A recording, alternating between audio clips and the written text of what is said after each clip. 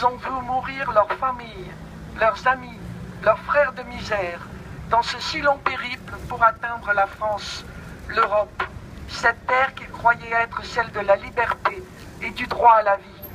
Ceux dont les corps morts ne se sont pas échoués sur une plage, ceux qui n'ont pas été engloutis par la Méditerranée, sont d'une certaine façon condamnés à mort par l'indifférence, par l'égoïsme, par la peur de l'autre, par une haine soigneusement attisée par certains.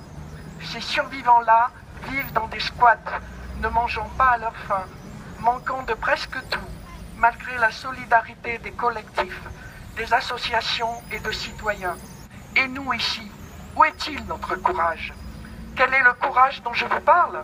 Le courage de solidarité avec eux, le courage de fraternité, le courage d'humanité, tout simplement. Le courage de dire que chaque vie est précieuse.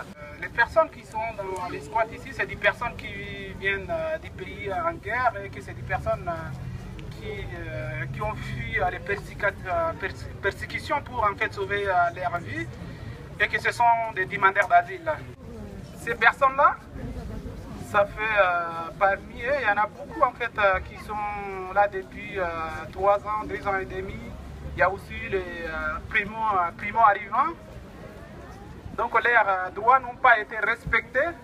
C'est pour cela qu'ils se sont retrouvés à faire des squats en squats, des expéditions en expéditions.